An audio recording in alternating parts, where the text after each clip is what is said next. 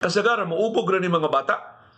So pagkahumas bagyong Tino, nag-ubog rin taon yung mga bata diya sa sapa, sa ilang pag-eskwela, pagpauli sila mga Pinoyan gikan sa eskwelahan. Unya, baha man, tungod sa kusog nga uwan. Nakakuha ining video nga nag-viral, mao ang mulupyo diya sa Campo 4 nga si Rose Abarias. Ingon ni Rose, nagtinabangay na lang sila himog agianan para sa mga bata.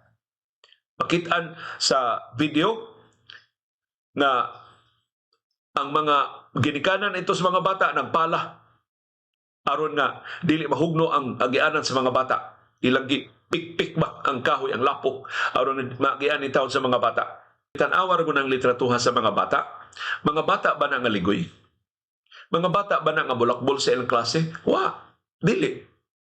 Mga bata na nga determinado nga makaton.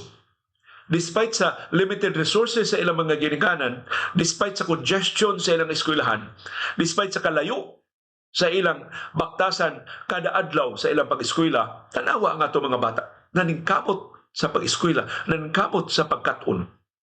Busa di intaw na to sa yun bitaw mga bata nga, mga bata karon mahandlok ng uwan, mo demanda ng suspenso sa klase kay nag-uwan. Maybe para na to taga-syudad, uwan ra na. Pero tanawan ni mga bata sa Campo 4, kinabuhi o kamatayon ang uwan. Kung grabing uwan niya, paiskulahon sila, posibleng mga ligid sila sa bukid, kaya wa sila taytayan, wa sila tarong agianan, di sila makaubog sa sapa. Bisan din sa ato sa syudad. Paiskulahon mo mga bata, kusog kay bundak sa uwan, mo baha ra ba dayon? Ang atong syudad, bisag gamay ra kay nga uwan, palangayon yung bata, padung sa eskwelahan. Kaya ang uwan sa itong bagong panahon, salamat sa inyong kakawatan o sa inyong pagpabaya sa inyong mga pwesto, nakahulugan og baha. Ang uwan sa atong bagong panahon, dili lang uwan ko dili, nakahulugan og pagdahili sa yuta. Dili lang uwan ko dili, nakahulugan og pagbanla sa baha. Pagkakalas sa mga kinabuhi, pagkaguba sa mga kaptangan, pagkahasol sa atong mga panginabuhi o sa atong ginagmay nga mga negosyo. Mao na'y uwan karon. Dili na uwan lang.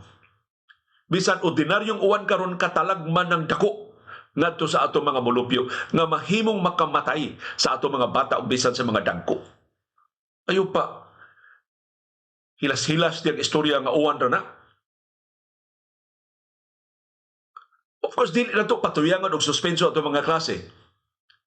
Pero ayaw bugal-bugal ito ng mga bata nga wa sila resilience, nga di na sila kamaog diskarte, nga talawan ng dagko. Uy, ang ato mga bata, tanawar gud. Mumatag kadlawon kay ang first shift sa ilang klase magsugod alas 6. Kay doon na ilang magklase ini alas 12. Magduka nito mga bata, magklase pa kay ang night shift magsugod alas 6 hangtod alas 9. Gilaliman mo sa kinabuhi sa atong mga bata. Kanya inyo pang ilawog sterong, kusog kay bundak sa uwan, posible magbaha, posible doon dahil sa yuta, o niya kilid pas bukid mo agianan, palihog it is abuse ang inyong mga hunahuna nga uwan ra na. Dili ni uwan, kinabuhi o kamatayon ni sa ato mga mulupyo. Tungod, dagasalamat sa pagpabaya sa kakawatan.